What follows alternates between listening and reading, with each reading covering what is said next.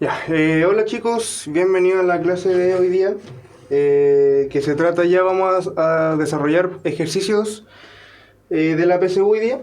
Estoy buscando el lápiz. Ya, no importa. Ya, entonces como le iba diciendo, vamos a desarrollar ejercicios de la PSU hoy día. Ya vamos a parar un poco con las clases de materia. La idea es que y vamos a hacer otra clase también de ejercicios se va a tratar de la geometría, ahora solamente en la parte de números. Así que eso. Ya, vamos a empezar. Ya espero que estén ya todos listos, que habían dicho que íbamos a empezar unos 20 minutitos antes. ¿Sí? Así que eso. Ya Freddy, ya viste la respuesta, así que ya saben que la letra C como dice Freddy. Así que ahora, como vamos a hacer puros ejercicios, me voy a desaparecer. ¿Ya? Eso, entonces vamos a partir con la primera materia que deberían haber visto con la otra profe, la Elizabeth, si no me equivoco, que era la parte de los números racionales, ya que fíjense que acá nos están preguntando un ejercicio sobre números periódicos. ¿Ya? Recuerden que los números periódicos, por mucho que sean decimales infinitos, se pueden representar mediante una fracción. ¿Ya? Entonces vamos a ir viendo cómo hacemos esto de ahora. ¿Ya? ¿Cuántas clases son? No las tengo contabilizadas ahora, pero aún quedan muchas sobre la parte de estadística. ¿Ya? Pero queda una más de geometría y ya deberíamos empezar con la parte de estadística. ¿Ya? Entonces, la primera dice, si a veces son dígitos, ¿ya? ¿Qué significa que sean dígitos? Me dice que son dígitos. Es decir, que ABC tienen que pertenecer a solamente los números del 0 al 9, ¿ya? Porque son dígitos, ¿ya? La idea es que no tengan más de dos cifras estos, sino que representen números de una sola cifra y que pueden variar del 0 al 9, ¿ya? Y claro, como nos están diciendo que son dígitos, tenemos que asumir también que son positivos, ¿cierto? Ya, entonces, ¿cómo se hace esto? Ya he visto que ya varios saben las respuestas. Y dice, ¿cuál de las siguientes fracciones es siempre igual al número decimal 0, ABC, donde el BC es periódico? Ahí se ve mejor, ¿sí? Víctor Hugo, no necesariamente, a menos que nos digan. A menos que nos digan que son distintos, deberíamos asumir que son distintos. Pero nunca nos dicen que son distintos. Así que pueden ser que ABC incluso sean los mismos números. Lo que no tendría sentido es que ABC sean al mismo tiempo 0. ¿Cierto? Eso no tendría sentido porque solamente estaríamos representando un número 0. ¿Ya?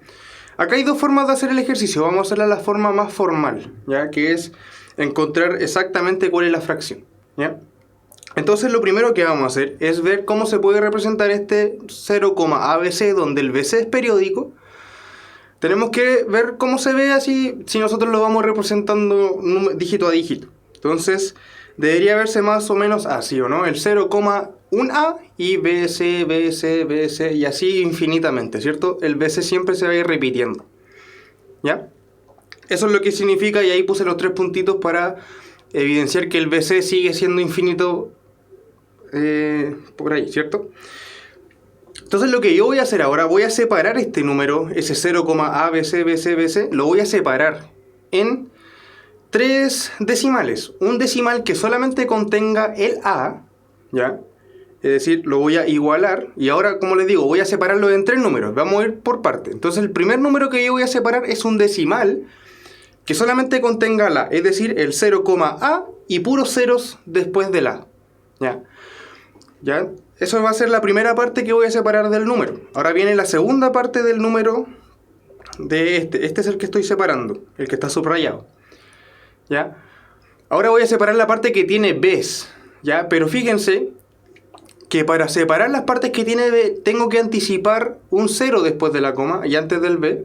¿Sí? Es 0, 0, B, 0, B, 0, B, 0. ¿Y por qué le pongo ceros entre medio del B? Porque yo no quiero considerar el C aún. ¿Ya? No quiero considerarlo todavía. ¿Cierto? No sé si se va viendo qué estoy haciendo yo ahora. ¿Ya? Y ahora le voy a separar la parte del C. ¿Cierto? Entonces fíjense que lo que hice fue escribir tres decimales separados, uno con cada letra, de tal forma que si yo lo sumo hacia abajo, si yo sumo esto que acabo de obtener acá, fíjense que yo si lo sumo me debería dar este decimal, ¿o no? ¿Sí? Si sumo eso hacia abajo, entonces efectivamente estaba hablando de eso. ¿Por qué se suman? Porque yo los separé, Simón. Los separé en 3 decimales distintos, tal que la suma me dé el decimal que está arriba subrayado. Este que está acá. ¿Ya? Ese decimal encerrado lo separé en 3 partes. Como yo lo separé en 3 partes, esas partes se tienen que ir sumando unas con otras. ¿Ya? Es muy importante que ustedes sepan colocar los ceros entre medio. ¿Sí? Porque ahora la idea es que yo sume para abajo esto. Si yo sumo para abajo este rectángulo, me da este número que está abajo, ¿no? Las partes que tienen ceros como que se complementan, ¿ya? Ya, entonces eso hice yo ahora. Quizás un poco largo el desarrollo que vamos a hacer. Y fíjense que ahora este decimal, este que estoy encerrando acá, el 0,A0000, yo puedo omitir todos esos ceros que están a la derecha de la, y yo lo puedo escribir como 0,A, ¿o no? ¿Ya? ¿Todo bien con eso? Este número decimal yo lo escribí acá abajo, como 0,A. Omití todos los ceros que están a la derecha. ¿Ya? Vamos ahora a escribir este. Fíjense que este es un número periódico. Entonces, tengo el 0. Y fíjense cuál es el periodo que se repite, el 0b. Ese es el periodo que se repite. Es decir, esto debería verse de esa forma, ¿o no? Entonces le sumo el 0,0b, donde el 0b es el periódico. ¿Ya? Y al último, a este último decimal que está acá, fíjense que yo tengo un 0 primero, otro 0, y luego comienza el periodo. ¿Ya? Es el 0c. Es decir, viene un 0, el otro 0, y ahora recién empieza el periodo. Es más o menos así, ¿o no? ¿Ya? Yo lo quise hacer separado, para que como que escribiéramos cada decimal por separado y después sumáramos las fracciones. Pero también lo pueden hacer juntos. ¿Ya? Si ustedes quieren, también lo pueden pasar al tiro como si fuera el decimal periódico de acá. ¿Ya? Yo lo quise separar como para evidenciar cada número por separado. ¿Ya? Ya, entonces ahora está apareciendo acá en pantalla la forma que ustedes deberían conocer de cómo pasar un número periódico, ¿no? Un número que está en periódico, pasarlo a fracción. Eso es más o menos lo que se tiene que hacer. Es decir, considerar todo el número, ¿ya? Con los números que no son periódicos y los números que son periódicos. A ese número yo le resto la parte que no es periódica, ¿sí? Y lo tengo que dividir por... Voy a colocar tantos 9 como números periódicos hayan, ¿ya? Esa es la idea, colocar abajo la cantidad de 9 que va a haber abajo en la fracción, va a ser la misma cantidad de 9 de números periódicos que hayan, ¿ya? Por ejemplo, ahora, en este de acá, hay 2 números periódicos, el B y el C. Por lo tanto, debería colocar solamente un 99, ¿ya? Y tengo que colocar tantos ceros como decimales no periódicos hayan. Es decir, decimales, ¿a qué me refiero con los decimales? Los que van después de la coma y que no estén en el periodo. Es decir, en este número de acá solamente el A es un decimal no periódico. Entonces va a haber solamente un número. ¿Ya? Esa es la forma. ¿Ya? Entonces si quieren hacerlo más rápido, podemos pasar al tiro a calcular este número, pero después lo vamos a hacer. ¿Ya? Entonces lo dejamos así, ¿o no? Ya, espero que se haya entendido esto del rectangulito. Entonces, fíjense que el primer número es mucho más fácil de pasarlo a fracción porque no es periódico, ¿sí? Es 0,A y sabemos que los números que tienen un anticipado de un 0 antes de la coma tiene que ser el mismo decimal, el A, dividido en 10, ¿o no?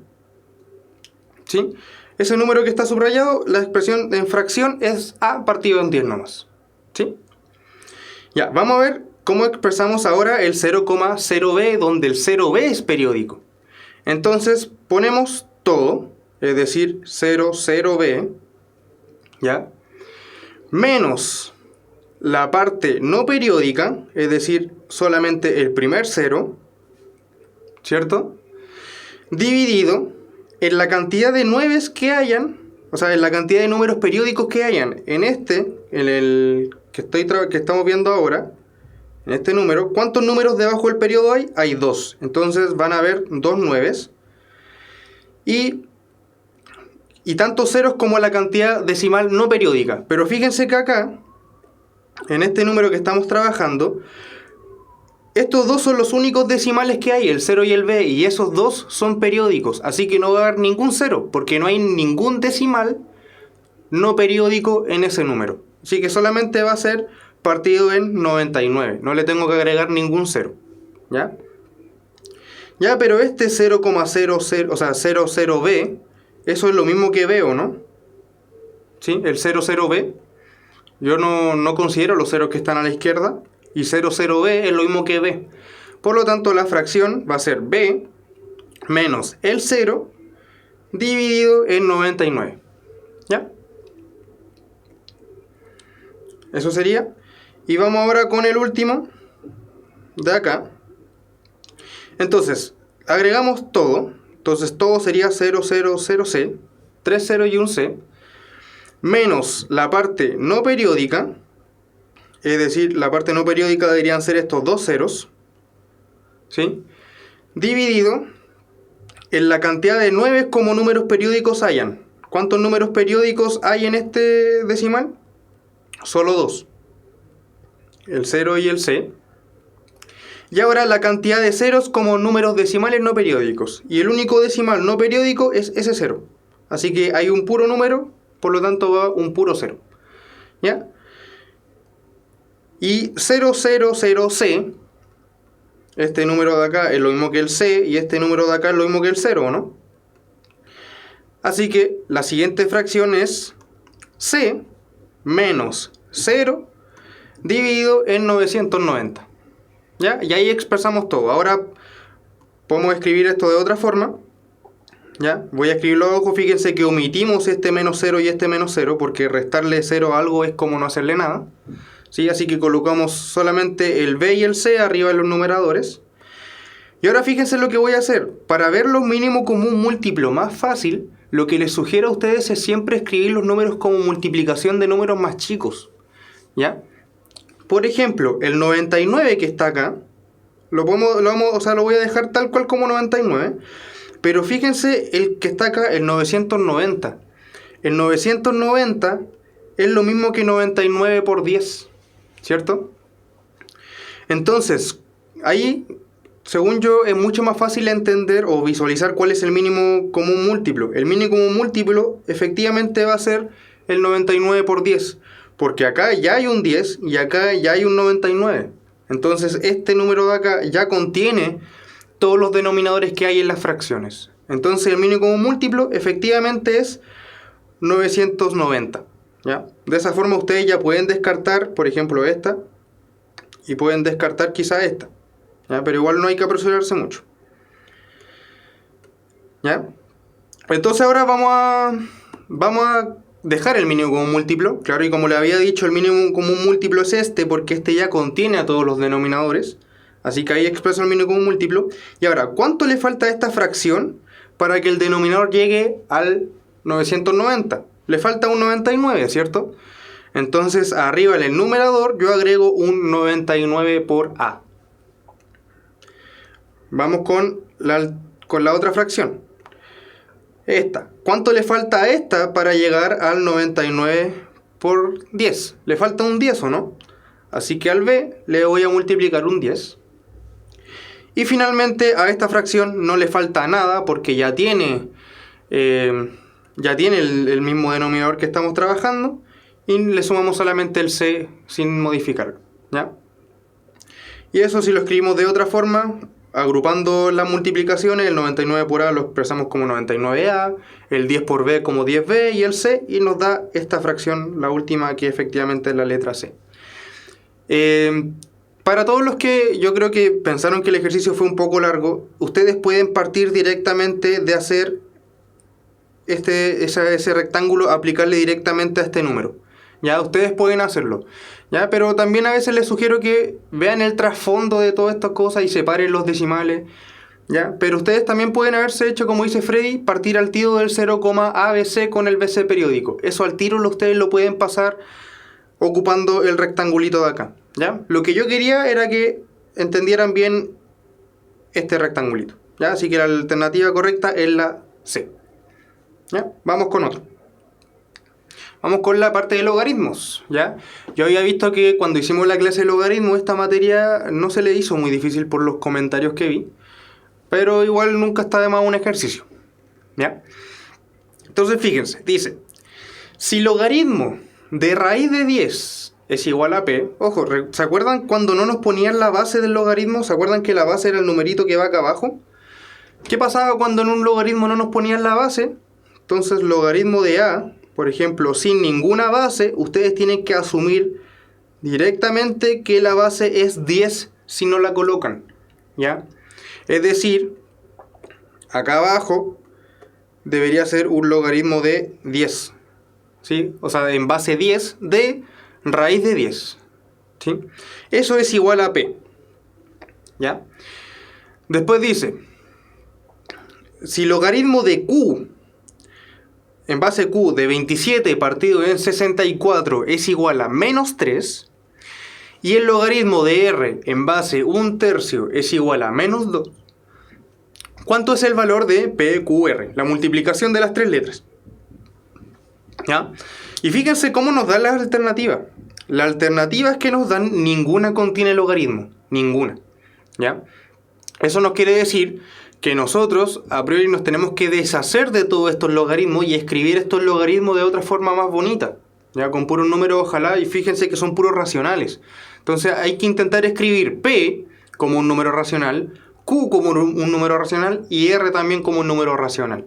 Eso es lo que vamos a hacer en este ejercicio, ¿sí? Entonces vamos a partir con el P, ¿ya? ¿El P qué me dice? ¿Ya? ¿Se acuerdan de qué forma nosotros podíamos expresar el raíz de 10 como en forma de exponente? ¿Se acuerdan que el raíz de 10, según las fórmulas de potencia, era 10 elevado a un medio? ¿Ya? Pero que se acuerden de esa propiedad que la vimos en la clase de potencia. Así que voy a hacer ese cambio. Ya no voy a trabajar con raíz de 10, sino que voy a trabajar con 10 elevado a un medio. Entonces el P, que era igual al logaritmo de raíz de 10 en base 10, va a ser el logaritmo en base 10 de 10 elevado a un medio, ¿cierto? Ya. Y ahora, ¿qué pasa? Vamos a ocupar esta propiedad, no sé si se acuerdan.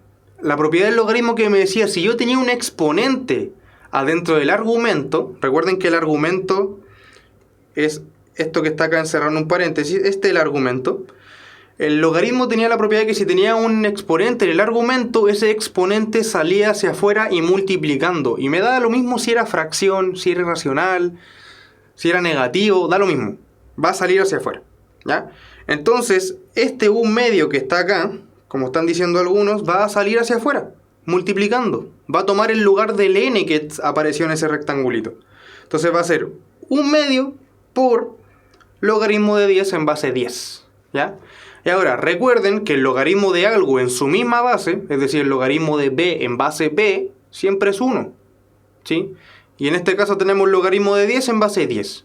Es decir, eso va a ser igual a 1 medio por 1, ¿ya? ¿Y cuánto es 1 medio por 1? Sabemos que es 1 medio. Entonces, como decía Cristian ahí, P y Mati también, P es igual a 1 medio, ¿ya? Ahí tenemos el primer valor de P. ¿Ya? Vamos ahora con Q, ¿ya? Pero antes de ver Q, fíjese que tenemos un pequeño problemilla acá, que es que Q está en la base, está acá escondido, ¿ya?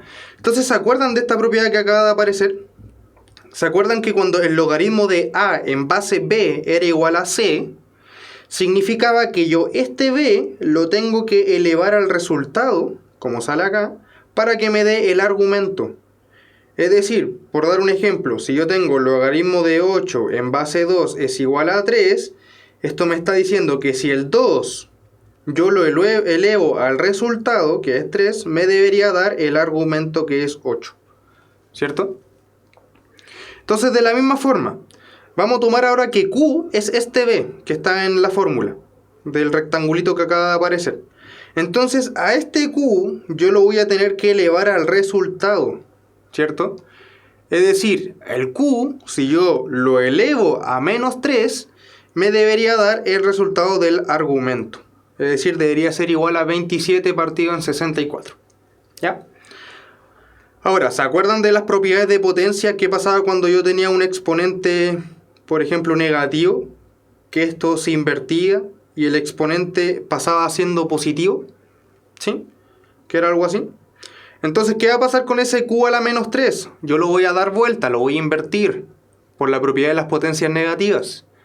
Y eso me debería dar que 1 partido en q elevado a 3 es igual a 27 partido en 64. ¿Sí?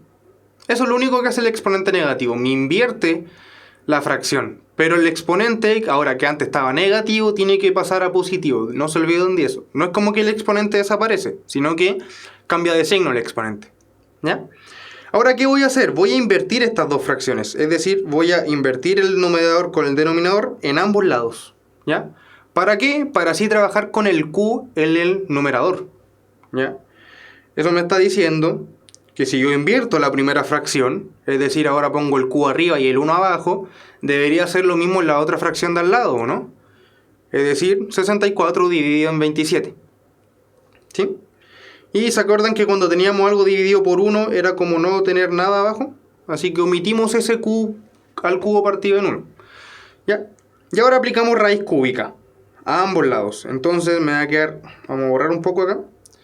Voy a aplicar raíz cúbica a ambos lados. ¿Para qué? Para deshacerme del elevado a 3 que yo tengo ahí. ¿Sí? Este raíz de 3 con el elevado a 3 se cancelan. Son como si fueran inversas, ¿o no? Entonces me queda que q, se canceló el exponente 3 con la raíz, va a ser igual a la raíz cúbica de 64 partido en 27. ¿Cierto? Y por propiedades de raíz, ¿se acuerdan que la raíz me decía que si yo tengo la división de una raíz entera, yo puedo separarlos la división de cada una? Es decir, la raíz cúbica de 64 dividido en la raíz cúbica de 27. ¿Ya? Y la raíz cúbica de 64, como habían dicho por ahí, es igual a 4. Y la raíz cúbica de 27 es igual a 3. Así que, como dice Roban, ¿ya? Y como dice Javier, q es igual a 4 tercios. ¿Ya? Entonces, ya ahí tenemos el P y el Q. Ya nos falta solamente el R. Fíjense que el R está acá. Entonces, vamos a tener que de nuevo ocupar esta propiedad. Entonces me dice que si yo el 1/3, ese 1/3 que está abajo, lo elevo al resultado, me debería dar el argumento. Es decir, esa es la que nos va a quedar ahora con el R, ¿o no? Que la base elevado al resultado es igual al argumento. ¿Ya?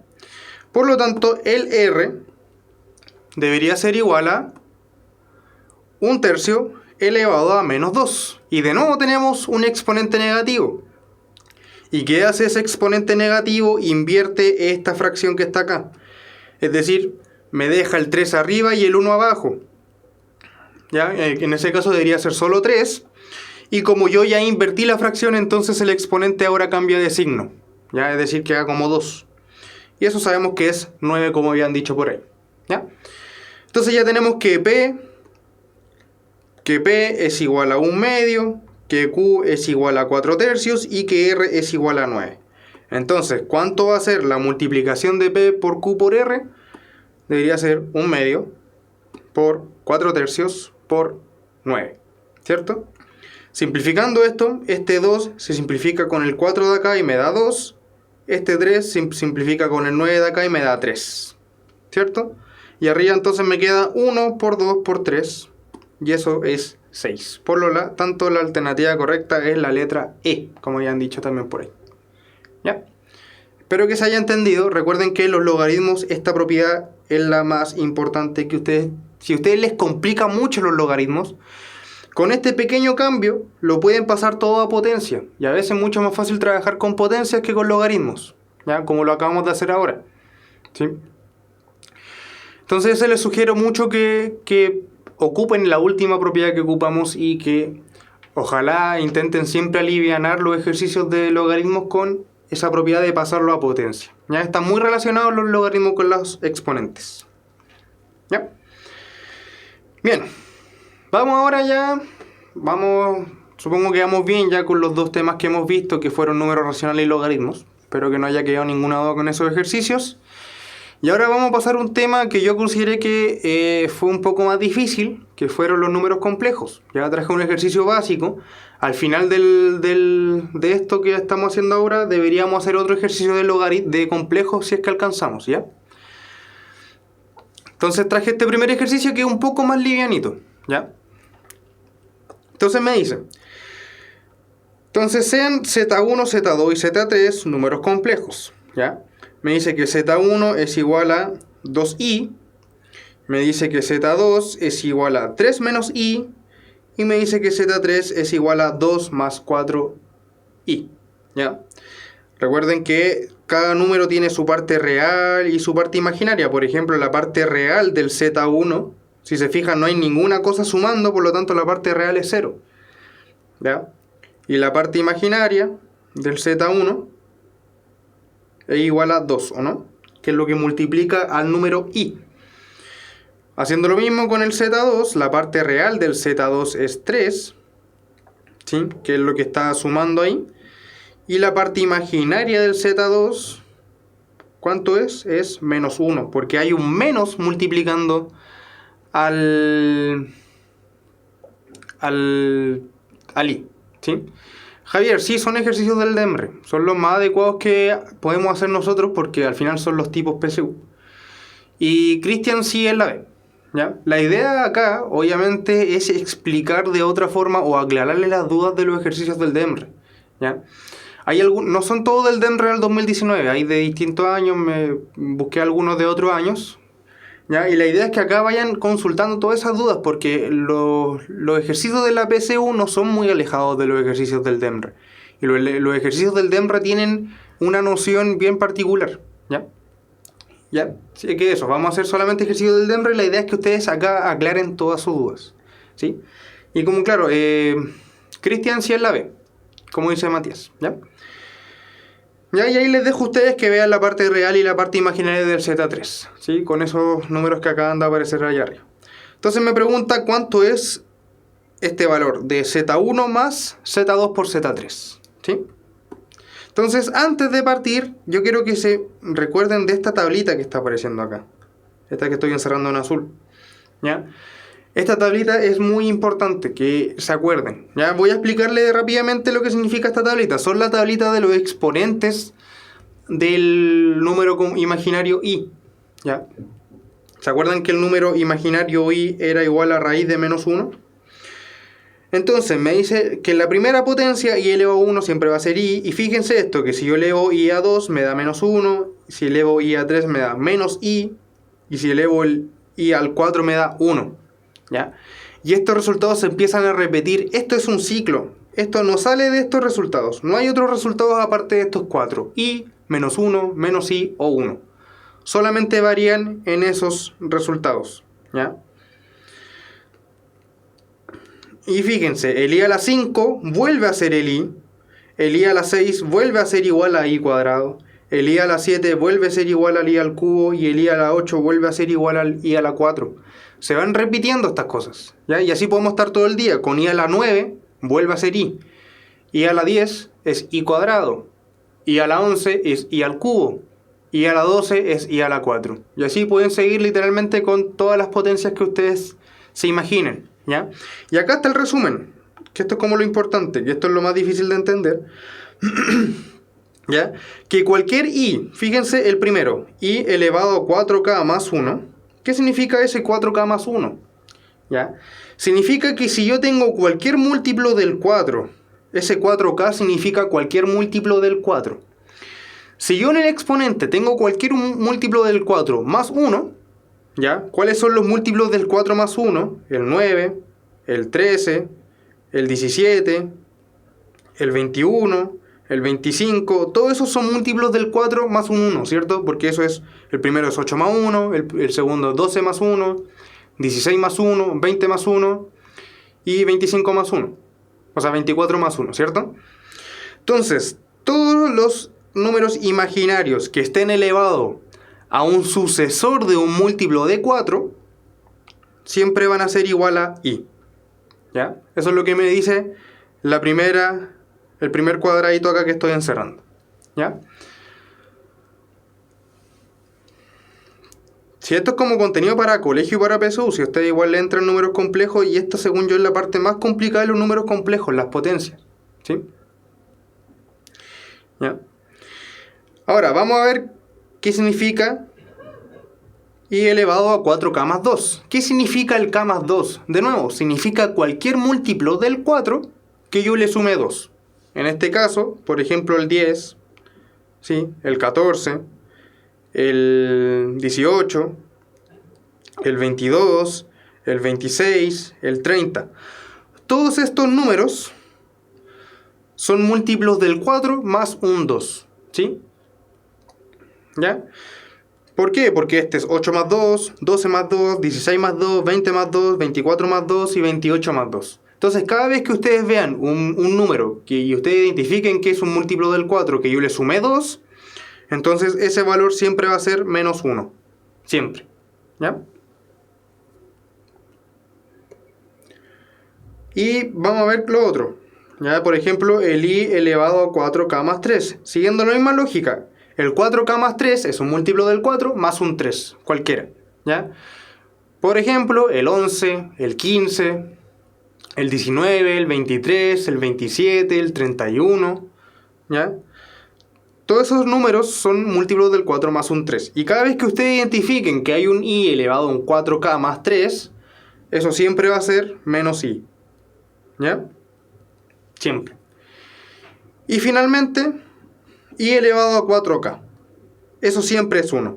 Este 4k literalmente me está diciendo que todos los i elevado a un múltiplo del 4, da lo mismo cuál múltiplo del 4, siempre va a ser igual a 1. Por eso están acá. El i a la 4 es 1, el i a la 8 es 1, el i a la 12 va a ser 1, el i a la 400 también va a ser 1, el i a la 4 millones también va a ser 1. Y así podemos seguir todo el día.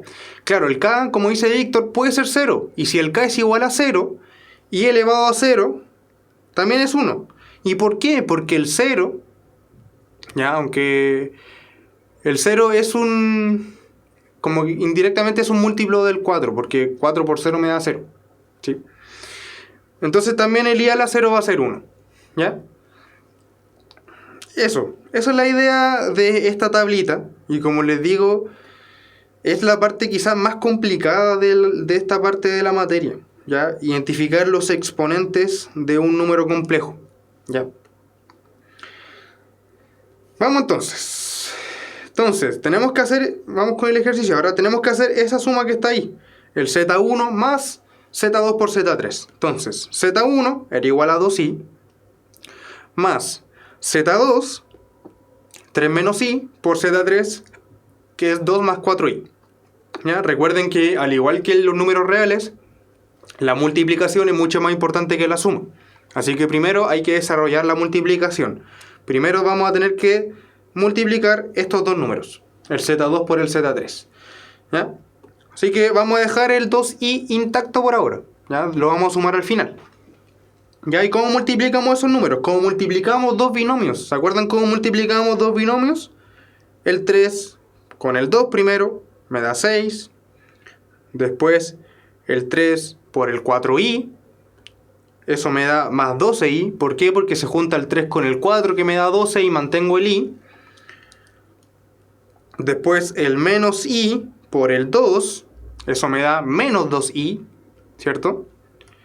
Y finalmente el menos i por el 4i. Entonces, menos i por 4i. Primero voy a tener un menos 4, ¿cierto? Por el menos del i y el 4 del 4i. Me da un menos 4. Y como tengo un i a la izquierda y un i a la derecha, me va a generar un i al cuadrado. ¿Cierto? ¿Ya? Entonces ahora, de nuevo, vamos a dejar intacto todavía el 2i. ¿Ya? Vamos a juntar el 6 acá. ¿Qué va a pasar con el 12i y el menos 2i? Esos dos números que están ahí, fíjense que los podemos restar, ¿o no? Y 12i menos 2i me debería dar más 10i. Voy a colocar el menos 4 y ahora, ¿qué pasa con el i cuadrado? Según esta tablita, el i al cuadrado es igual a menos 1. Así que en vez de un i al cuadrado, ahora coloco un menos 1. ¿Ya? Según, como les digo, esta tablita. Este i cuadrado ahora pasó a ser un menos 1. ¿Ya? Así que de nuevo, voy a mantener el 2i, el más 6, el más 10 también. Y ahora acá abajo me generó un 4, un menos 4 por un menos 1. Y menos 4 por menos 1, menos por menos, sabemos que da más, ¿cierto? Así que más 4. Y ahora podemos sacar los paréntesis, ¿ya? Tengo 2i, fíjense que acá voy a juntar estos dos, el 6 con el 4, porque son dos números reales que se pueden sumar, ¿cierto? Eso me da 10. Y mantengo el 10i. Y ahora sumamos los números complejos, el 2i con el 10i, ¿ya? Mantengo el 10, el real, y 2i más 10i me da 12i. Por lo tanto, como habían dicho por ahí, la alternativa correcta es la letra B. ¿Ya? Genial. Espero que no hayan quedado muchas dudas con eso. Ya, vamos ahora a ver la parte de desigualdades, ¿sí? Entonces dice... vamos con estos ejercicios que siempre son un problema, ¿no? Esto de una por sí sola, dos por sí sola, ambas juntas, cada una por sí sola, siempre tienen pillerías, porque lo importante de estos ejercicios es casi dominar toda la materia, ¿ya? Y hay que saber separar el caso 1 del caso 2, y si no lo podemos hacer por separado, hay que intentar juntarlos, y si no, ahí hay que ver si es que se requiere información adicional, ¿ya? Esto para mí en lo personal son los ejercicios que... más cuestan, así que igual yo les diría que practiquen harto este tipo de ejercicios. Son los más completos también, ¿ya? Entonces dice, se puede determinar el valor central, fíjense eso, el valor central de tres números impares consecutivos, ¿sí? No, Juan, no se refiere al promedio, se refiere a que si yo tengo, me dice tres números impares consecutivos, tiremos impares consecutivos al azar, 7, 9, 11, ¿cierto? Esos son tres números impares consecutivos. Bueno, no, en verdad, Rohan, creo que sí, el valor promedio, pero más que, o sea, justamente, efectivamente el 9 va a ser el promedio, pero claro, velo más como la mediana, ¿ya? Es el valor que está al medio de los tres. De coincidencia, si ustedes le sacan el promedio de esos números, les va a dar 9, ¿ya? De coincidencia. Pero la idea es que el valor central es que si yo ordeno los números, tome justo el que está al medio, como dice ahí al final, el nombre que no lo puedo leer bien, la mediana, ¿ya? Simón, no necesariamente, porque fíjate que en las alternativas nunca me dicen... me dicen el valor de i, me lo muestran en la alternativa. En toda la alternativa hay un i. Entonces no hay que cambiar el valor de i por raíz de menos 1. Hay que dejarlo como i nomás. ¿Ya? Ya, entonces el número central debería ser el número del medio si nosotros ordenamos estos tres números impares consecutivos. Es decir, en ese ejemplo que noté sería el 9. Podemos ver el 15, el 17 y el 19. Entonces el valor central debería ser el 17. ¿Sí? Ya. Dice... entonces se podrá determinar ese número central, ese impar que está al medio, si se sabe la suma de ellos es, ¿ya? Y acá hay dos casos. Entonces lo primero que voy a hacer, está apareciendo en pantalla, voy a suponer que el n, un número cualquiera n, ustedes le pueden llamar x o como quieran llamarle, si un n, vamos a decir si n es el número impar central de los tres, es decir, si yo ordeno los números, el n va a ser el que está acá, ¿ya? Al medio. Es el que yo medí. Ustedes pueden darse cualquier otro número. Incluso si quieren pueden darse el de un extremo a la izquierda o el del extremo a la derecha. Yo preferí darme el n justo que sea el impar del centro, ¿ya? Y no hay necesidad tanto de ponerle que sea 2n más 1. Yo estoy diciendo que n es un número impar, ¿ya? Así que lo tengo que tener en consideración que al final del día me tiene que dar un número impar, el valor n, ¿ya? Entonces, ¿cuánto sería? Fíjense que los dos ejemplos que yo había dicho, 7, 9 y 11, por ejemplo. Yo tomé que este es el n. Entonces, ¿qué pasa con estos dos de los extremos? En referencia al n. Entonces me dice, entonces los otros dos, fíjense que si yo considero que el n es el número del medio, el impar que está a la izquierda debería ser Cuidado, Roan, debería ser n-2, porque es el impar que está a la izquierda. Si yo considero n-1, me daría el par que está a la izquierda, o el par que está a la derecha. Pero estoy considerando el impar. Como yo estoy considerando el impar, me tengo que devolver 2 casillas. Así que el impar de la izquierda debería ser n-2, ya que lo voy a colocar acá. ¿Y qué pasaría con el impar de la derecha? El impar de la derecha debería ser n+2, ¿cierto? Porque también me tengo que mover 2 casillas. ¿Sí? Así que ahí están los 3 números impares consecutivos. n-2, n y n+2. ¿Ya? Entonces vamos con el enunciado 1. Vamos a hacerlo por separado. Entonces el enunciado 1 me dice que la suma de ellos 3, a lo más, es 75. ¿Ya? Entonces me dice que si yo sumo el n-2 con el n y con el n+2, que son los 3 números impares consecutivos, eso a lo más es 75. No me dice cuánto es a lo menos. ¿Ya? Me dice que a lo más, es decir, tiene un tope superior. No puede pasar de los 75.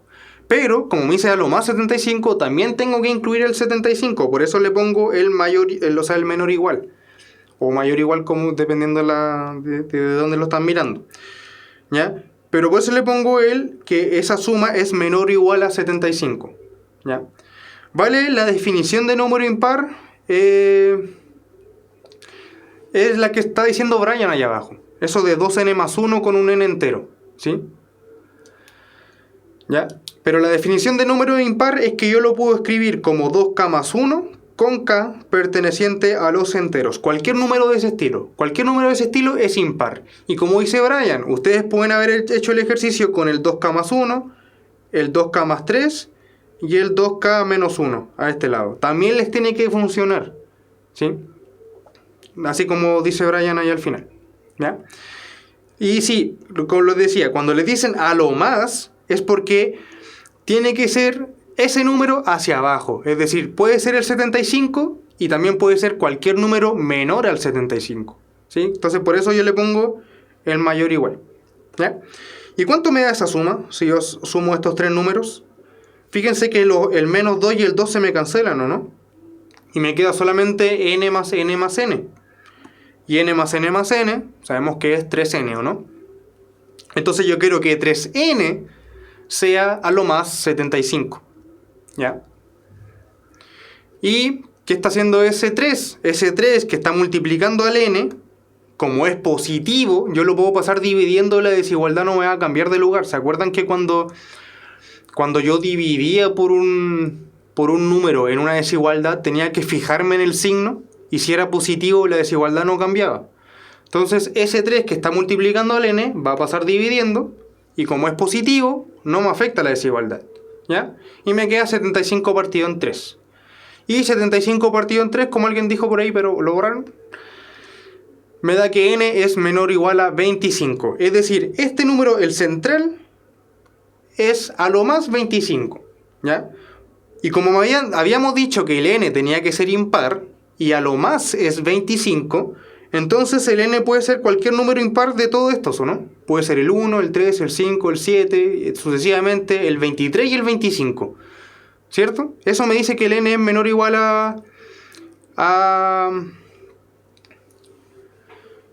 Eso me dice que sea menor o igual a 25. No, chicos, no es la C. Así que sigan intentando.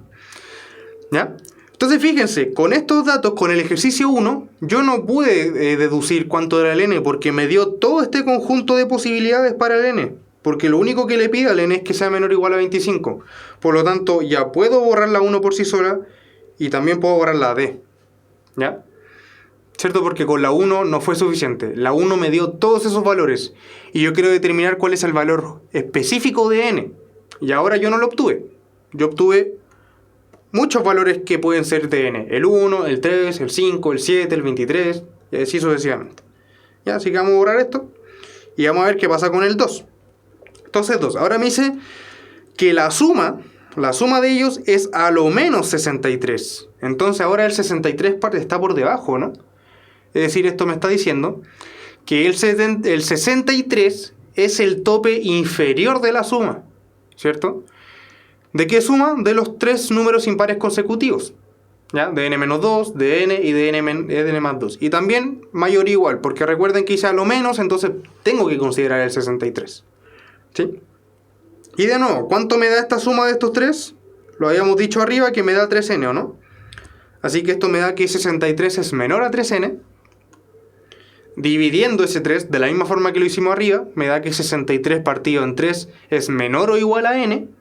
Y 63 dividido en 3 sabemos que es 21. Así que me dice ahora que el n es mayor o igual al 21. ¿Cierto? Pero que el n sea un impar mayor o igual al 21, me está diciendo que puede ser o el 21, o el 23, o el 25, o el 27, el 29, y así hasta el infinito con todos los impares. Porque me dice que el n es mayor o igual al 21. ¿Cierto? Recuerden que ahora estamos viendo las dos por separado. El 2, nos olvidamos del ítem 1. Estamos viendo solamente el ítem 2 por separado. Entonces el ítem 2 por separado me da todo este conjunto para el n. Entonces tampoco me sirve. Así que la 2 por sí sola también se borra. Y ahora, ¿qué pasa si juntamos estas dos, el 1 y el 2? ¿Qué pasa si las juntamos? Entonces, para juntarlas, me está diciendo al final que el n va a tener que ser mayor o igual al 21, que fue lo que me dijo el ítem 2, y el ítem 1 me dijo que el n era menor o igual al 25. Así que si junto esas dos, me da que el n está entre 21 y 25. Pero si el n está entre 21 y 25, ¿qué números impares pueden ser? Puede ser el 21, el 23 o el 25 también. Y de nuevo tengo más de un valor para el n. Como tengo esos tres, no me sirve de nada, por lo tanto, es la letra E como habían dicho. Se requiere información adicional. ¿Ya? Bien, chicos, vamos con... porque me dice que ambas me decían que es a lo más 75. Cuando te dicen que a lo más, por ejemplo, si uno va a comprar pan y la mamá o el papá le dice, hijo, trae a lo más 5 panes, es porque pues te está dando permiso para que traiga los 5 panes, ¿o no?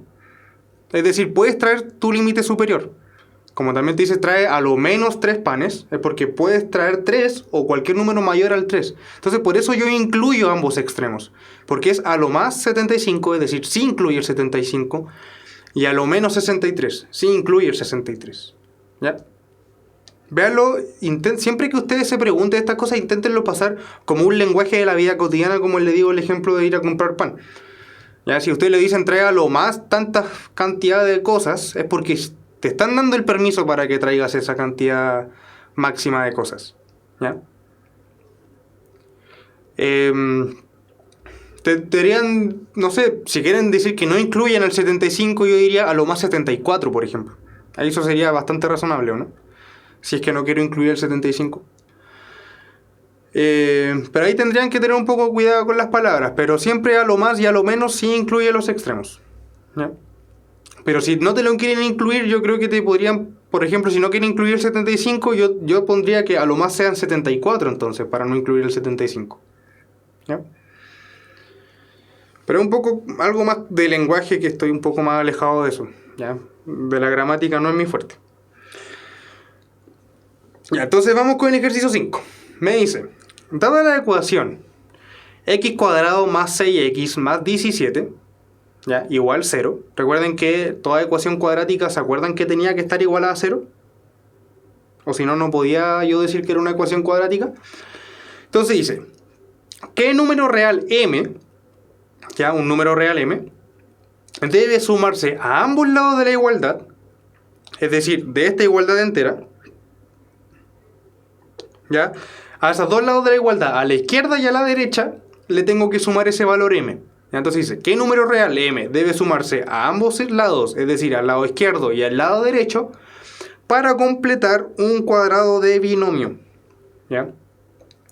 En el lado izquierdo, ¿ya? Es decir, en este lado, el lado de la como ecuación en sí, yo tengo que ahí completar un cuadrado de binomios, tengo que formarme un cuadrado de binomios, ¿ya? Y después me preguntan por las soluciones, ¿ya?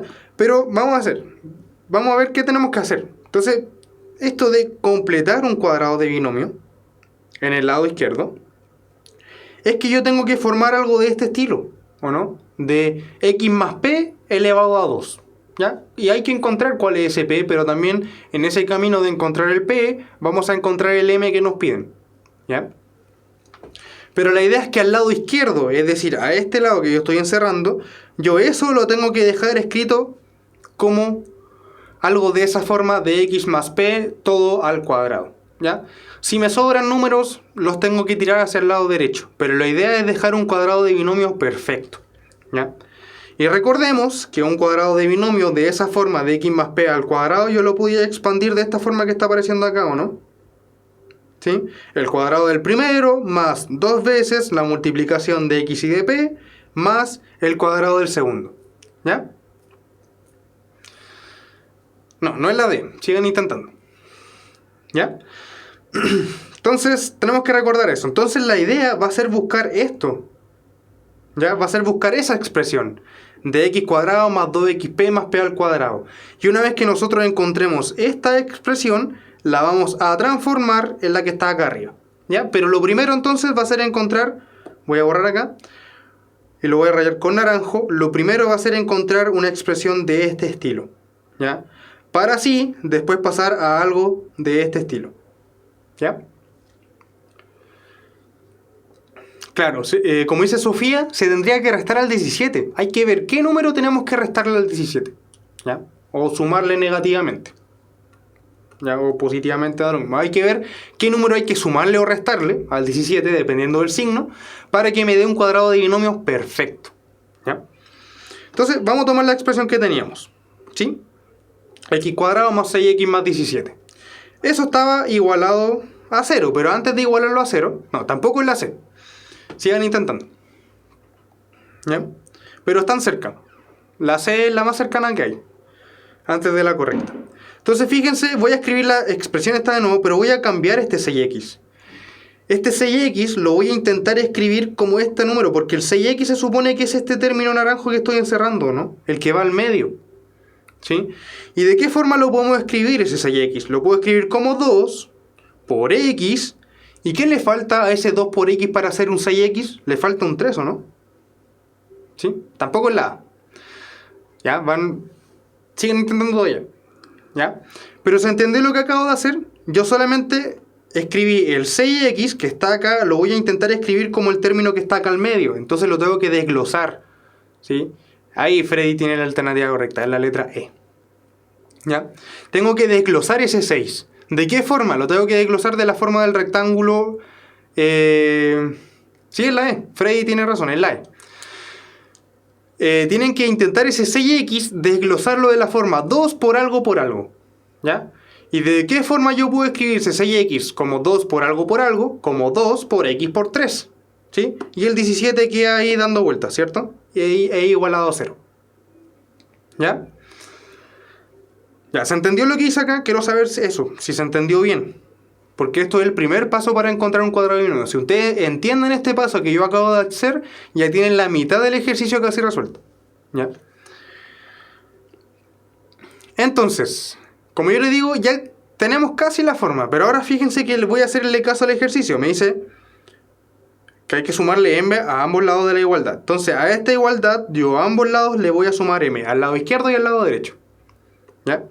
Entonces, me va a quedar sumando m a ambos lados. Al lado izquierdo me debería quedar la misma expresión que yo tenía, más un m. Y ese igual 0 que yo tengo, a ese también le sumé 0. O sea, también le sumé m. Entonces me queda un m al lado izquierdo y al lado derecho, ¿sí? Algo que se ve de ese estilo. Entonces recuerden, nosotros estamos buscando algo de esta forma. Entonces esa forma la voy a hacer aparecer acá abajo, ¿ya? Entonces, fíjense, acá tengo x cuadrado con x cuadrado. Genial. Acá tengo un 2 con un 2. Perfecto. Acá tengo un x con un x. Y acá empezó lo bueno. Acá tengo un p y un 3. Y acá tengo un p al cuadrado y un 17 más m. Entonces, siguiendo esas burbujitas naranjas que yo encerré, me está diciendo que el p es igual al 3, ¿cierto? Y que el p al cuadrado es igual a 17 más m, ¿sí? Porque se supone... ¿Por qué hice eso? ¿Ya? Porque se supone que de acá... Fíjense que el ejercicio me dice qué número real m debo sumar para formar el cuadrado de binomios. Entonces, antes de formarme el cuadrado de binomios, tengo que sumar ese m. Antes de, ¿ya? Y una vez que yo ya sumé el m, ahí, ahora yo recién puedo empezar a formarme mi cuadrado de binomios. ¿Sí? No, p al cuadrado, fíjate que p al cuadrado es 17 más m, no 17. ¿Ya? Porque como les digo, una vez que este rectángulo que está en naranjo, este que está acá, yo ahora ese rectángulo, el naranjo, lo tengo que intentar formarme como... O sea, de ahí de ese rectángulo naranjo tengo que formarme mi cuadrado de binomios, una vez que yo ya sumé el m. ¿Ya? Entonces, como le iba diciendo, siguiendo las burbujitas, el x cuadrado está con su x cuadrado, el 2 está con el 2, el 3 está con el 3, o sea, el x está con el x, el p está con el 3, y al p al cuadrado le tiene que asignar todo lo que sobra, que en este caso debería ser el 17 y el m. ¿Ya? Entonces, si p es igual a 3, ¿cuánto debería ser p al cuadrado? 9, ¿o no? Entonces me queda que 9 es igual a 17 más m. Y ahora, si nosotros hacemos si resolvemos este cuadradito azul, tirando el m hacia un lado, me dice, como están diciendo por ahí, que m es igual a menos 8. Entonces ya encontramos el m. Entonces, puede ser la letra E o la letra C. Entonces, omitimos todas esas. ¿Ya? Entonces, voy a borrar acá. Voy a reemplazar ese m que acabo de encontrar, lo voy a reemplazar acá y acá, en esos dos circulitos azules que yo encerré. Entonces me va a quedar esta misma expresión, la copié acá abajo, va a ser igual menos 8 y tiene que ser igual a menos 8 también, ¿cierto? Y ahora, ¿cuánto me da esto? El 17 menos 8. Debería ser 9, ¿o no? Así que la expresión me queda x cuadrado más 6x más 9. Y eso también es igual a menos 8. Y ahora acá tenemos un cuadrado de binomios perfecto. ¿Sí? ¿Cuál cuadrado de binomios? Este que está apareciendo ahí abajo. El x más 3 al cuadrado, ¿cierto? Y eso es igual a 8. A menos 8, perdón. ¿Y eso puede pasar en los números reales? ¿Puede que un número al cuadrado me dé igual a menos 8 si es que estamos trabajando con reales? No, esto no puede ser. Esta igualdad acá abajo no puede ser en los reales. No en reales. ¿Ya? Como un número al cuadrado no puede ser igual a menos 8 en los reales, entonces la solución no tiene soluciones reales. Por lo tanto, la letra E. ¿Ya? Ya, vamos ahora, creo que no vamos a alcanzar a hacer el último, ya, porque esta clase como la partimos un poco antes, la idea es que también las terminemos un poco antes, ya, pero va a quedar quizás pendiente para la otra clase de ejercicios, ¿sí? ¿Ya? Entonces este va a ser el último que vamos a hacer, ¿ya? Entonces me dice, vamos a ver el área de funciones, ¿ya? No, Freddy, como alguien dijo por ahí, creo que Madeline, vio que el discriminante era menor a 0. Entonces también los puedes ver con el discriminante. ¿Te acuerdas que si el discriminante era negativo, entonces no habían soluciones reales? Ustedes pueden volver a esto, pueden desarrollar esto, ¿ya? O pueden incluso partir al tiro de acá. Esto, si a ustedes le calculan el discriminante a esa ecuación de allá arriba, al tiro les va a dar que es menor a 0. ¿Ya? Al tiro, entonces al tiro ustedes pueden haber visto que eran las dos últimas, la D o la E, porque esas son las únicas dos que no tienen soluciones reales. ¿Ya? Roan, faltan 2 clases más y vamos a ver probabilidad y todo el área de estadística. ¿Ya? Pero aún falta ver transformaciones isométricas y una clase más de ejercicios. Ya, vamos con el último ejercicio entonces, como le iba diciendo. Dice, en un cuadrado, la mitad de la medida de la diagonal es P. Ya, fíjense eso. La mitad de la medida de la diagonal es P. Dice, ¿cuál de las siguientes funciones describe el perímetro del cuadrado en función de P? ¿Qué significa en función de P? Tal como salen todas las alternativas ahí al lado. Cuando me dicen en función de algo, yo tengo que intentar dejar solamente ese algo como variable. Y todos los demás ojalá que sea número. ¿Ya? Cuando me dicen en función de P, yo tengo que encontrar el perímetro expresado como números y un P. ¿Ya? Entonces lo primero que voy a hacer, voy a dibujar un cuadradito acá. ¿Ya? Con su diagonal. Sabemos que recuerden que los cuadrados tienen todos los ángulos de 90. Y voy a decir lo que va a salir acá. Que X son los lados y que la diagonal mide D. ¿Ya? ¿Sí? Entonces fíjense que lo primero que sabemos es que si este es el cuadrado, ¿cuánto es el perímetro? Recuerden que es la suma de todos sus lados. Entonces el perímetro debería ser 4X, ¿cierto? Entonces lo primero que voy a hacer es que hay que dejarlo en función de D. Voy a escribir el perímetro en función de D y luego en función de P. ¿Ya?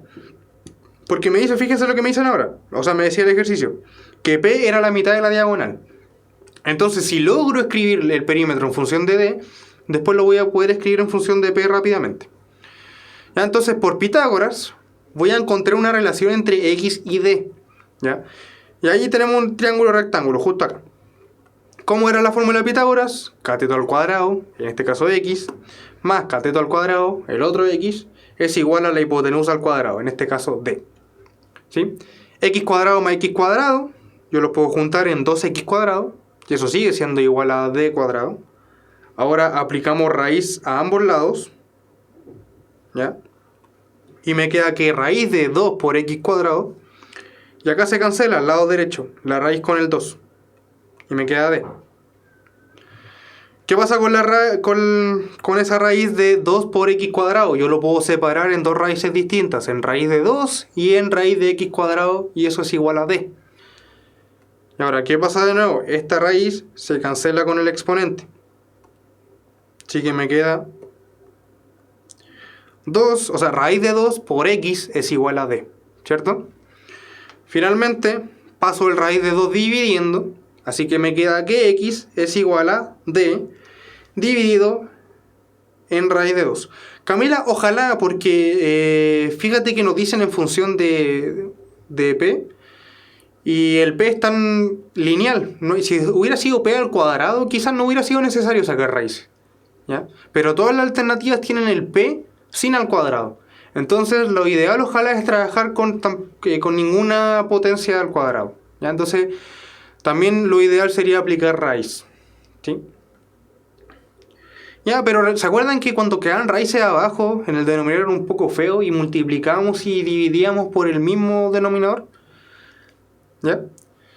Y multiplicábamos hacia el lado. Entonces, D por raíz de 2 me da que D raíz de 2. Y denominador con denominador, raíz de 2 por raíz de 2, sabemos que es 2. Así que acá encontramos el X en función del D. El X es igual a D raíz de 2 partido en 2. ¿Ya?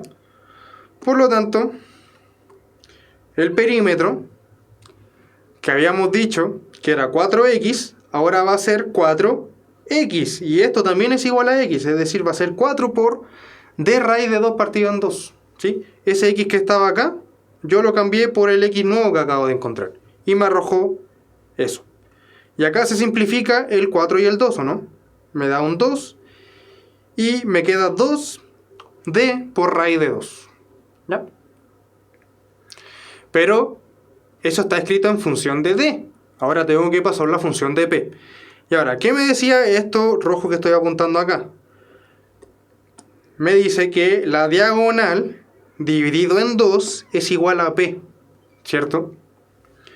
De otra forma, yo puedo decir que D es igual a 2P, ¿o no? Pasando el 2 que está dividiendo, lo paso al otro lado y me queda 2P. Entonces, ahora, este D, yo lo voy a reemplazar por este D. ¿Sí? Entonces me queda 2 por D, que en este caso es 2P, por raíz de 2, ¿cierto? Y si multiplicamos esto, 2 por 2 me da 4, mantengo el raíz de 2 y dejo el P.